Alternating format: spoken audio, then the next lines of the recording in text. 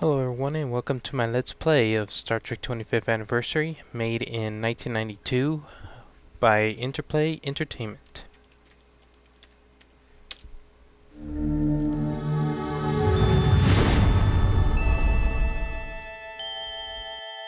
Space, the final frontier. These are the voyages of the Starship Enterprise. Its mission? To explore strange new worlds, to discover new life and new civilizations, to boldly go where no man has gone before. I think you went a little too fast there.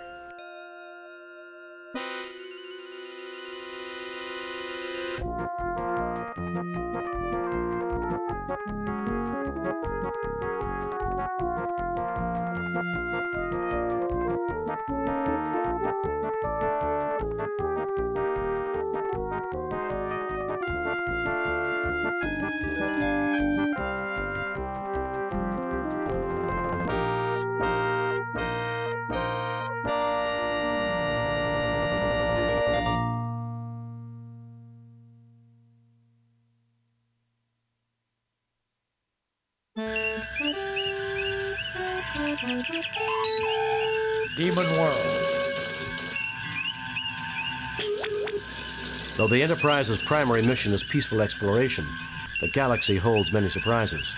To be prepared, we are conducting a mock battle with the USS Republic. Before I get on with the video, Star Trek 25th Anniversary was one of the first really successful Star Trek game out there. Especially the CD-ROM version because of the addition of all the original cast members of the show. What's also made it really good is it is a good adventure game with sound quality I think much higher than some of the Sierra and LucasArts games at the time. A nice, with good storylines. Every part of this acts like an episode of the show. Some people have actually kind of referred to this game as Season 4 of the original series. The space battle parts were a little bit more mixed. I actually liked the space battle parts, but I guess people didn't like it too much because in Judgment Rise you have an option of turning it off. But I actually enjoy it a bit. So I'm going to get on with the battle now. Captain Patterson reports the Republic is in position and ready to begin, Captain. The Republic is arming weapons and raising shields. I suggest we do the same, Captain. Raising shields. Push S to raise shields, W to arm weapons. I don't know how long she can take it, Captain. Oops, I pushed E, so I accidentally activated emergency power. Arming weapons. Target analysis of... If I push A, I could actually access target analysis on ships so I know how much damage they're taking. I could just turn it off easily with A. Now this is the radar screen here. That's the Republic right down there. Or the ships are categorized by different colors and down there. And on the radar screen, I mean. And you just need to kind of go to where the blip is until it's in the center. Then you can see it.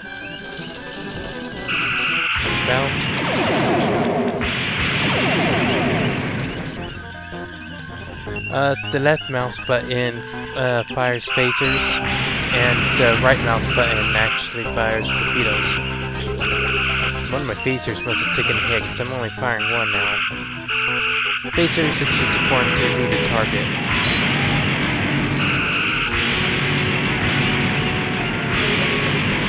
I'm getting damaged now. The computer estimates the Republic is crippled, Captain. That is easy. Captain Patterson extends his congratulations, sir. I only damaged his hull, impulse engines, and the engine, one of the engine nacelles. That little blob up there is the hull section. Lowering shields and disarming weapons. Message coming in from Starfleet. On screen, Lieutenant. Jim, the Enterprise is ordered to travel to Pollux V. The natives report that alien life forms have been attacking the settlers near a mine at Mount Idle. You are to report to the High Prelate of the colony. The settlers are members of the Acolytes of the Stars sect. The description of the attackers vary, but all say that the attackers resemble creatures from many Earth religions known as demons. Starfleet wants you to determine the nature of these creatures and to resolve the situation without bringing harm to the colonists. Starfleet out. That battle actually doesn't matter if I win or lose. If I lose it, it just basically says that our warp core, the record our warp core blew up in, and the guy says, better luck next time. If I push T, I get to I talk to advise Spock. referring to the star map and setting a course for the Pollux system, sir. I can push H to access Uhura. Orders are to proceed to the Pollux system. And if you push K, it gets to Kirk. He has a captain's log saying how his mission start going so far. Teleport and options. So I want to save here real quick.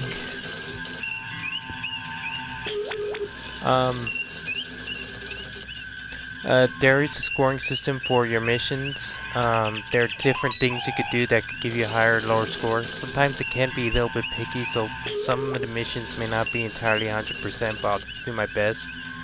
Because sometimes it just doesn't know. Now, pushing in, I get to the navigation chart. Now, this is the copy protection from the game when it was floppy disk, and it stayed like that when the PC version. So you do not, you have to have the manual in order to know where to go. Otherwise, if you chose something like here.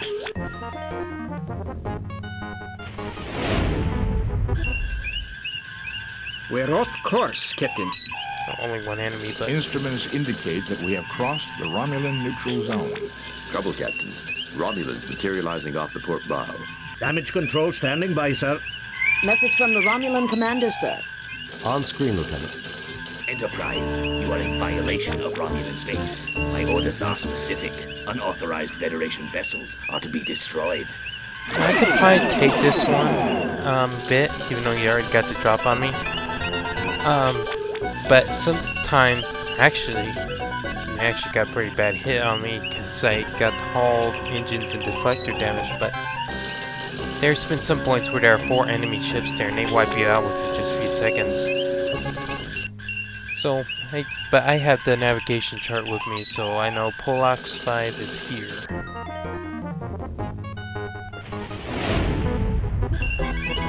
We have arrived at Pollux V. Another nice feature in here is something called a computer, and you can actually type in several different search things. This is actually quite extensive. Me and my brother tried once to see if about different things we could search on here, and there's actually a good surprising number of Star Trek lore that's put in here. Pollux V system. An inhabited satellite of Pollux V. Pollux V has lately emerged from an ice age caused by large meteor strikes. It has recently been colonized by the acolytes of the star's religious sect. The planet is home to a wide variety of plant life, but insects and other lower life forms are the only known animals. I'm just searching for acolytes in Pollux on here. Some of these actually, sometimes when you research stuff on there, they actually could give you clues to help you on your mission. Acolytes. Fully acolytes of the stars. Inspired by old human religions, the acolytes of the stars are a group of deists that have colonized several worlds in this quadrant. The acolytes prefer a relatively primitive lifestyle, reminiscent of mid-21st century Earth rural communities. Acolyte missionaries regularly assist nearby Federation worlds during times of need or disaster. Major acolyte settlements are Nicolasi on Pollux V, Germania on Maddox II, and Kentigern on Haven's World. Let's research Nicolasi.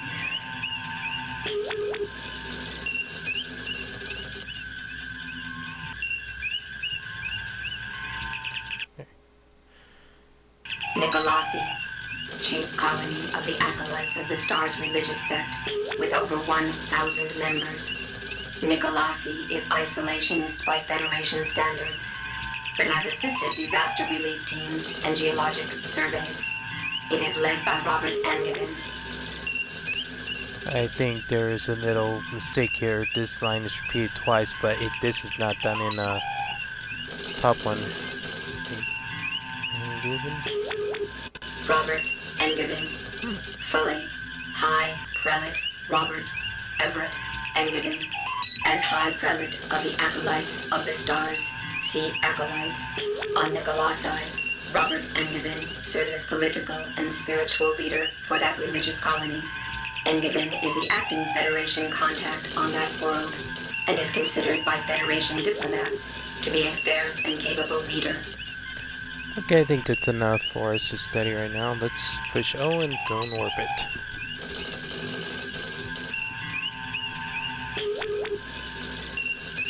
Entering standard orbit. See what Spock says. Pollux V has recently emerged from an ice age, sir. It's spring at the moment. Cool, but tolerable. Sensors indicate previously documented flora and fauna. Nothing unusual. Let's hail the planet. Message from High Prelate Robert Engiven, sir. Welcome, Enterprise. The High Prelate awaits you. Please, beam down and meet with him. Okay, let's go and beam down on the planet. Spock, come with me. Mr. Scott, you have the con. On every way mission here, it's the same. Spock, McCoy, Kirk, and some kind of red shirt. And they change every time. In the sequel, Judgment Rights, which I will do eventually, they actually have different crew members that go with you, including some other members of the bridge crew, like Scotty, Sulu, McCoy, Chekhov, Uhura.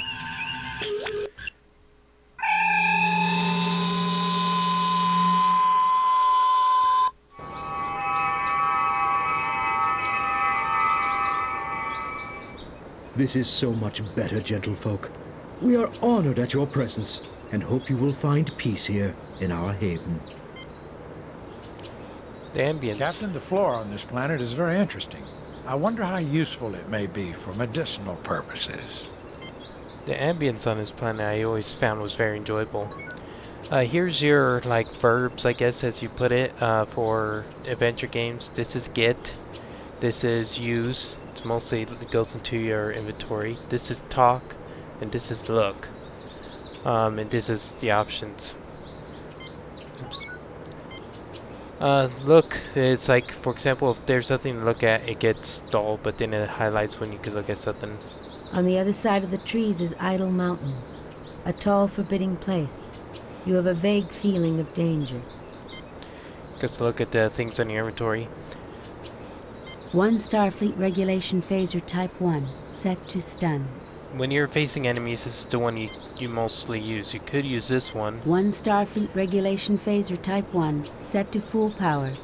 But which you will do to kill and vaporize your opponents, but that'll give you a lower score if you do that. 1 Starfleet Issue Science Tricorder, a science officer's best friend. You can use that to research different things, and it's almost like a secondary look, but it has Spock look at it. 1 Starfleet Issue Medical Tricorder to assure that Starfleet doctors make the correct diagnosis. Don't want them to make the wrong diagnosis now. 1 Starfleet Issue Communicator to allow landing parties to talk with their shipmates in normal circumstances. 1 Starfleet Issue Medical Kit. You get those same things in every mission you have go into. All mining equipment uses road. For some reason there's no voice with that. Various bushes and shrubs grow along the edge of the forest. A quickly constructed Spartan shelter, primarily used by fledgling colonies. High Prelate Engiven waits patiently for you to decide what you will do next. James Tiberius Kirk, Captain of the Enterprise. He's always happy to run an errand of mercy. Dr. Leonard McCoy, the finest doctor in Starfleet, wishes that he were on a warmer planet.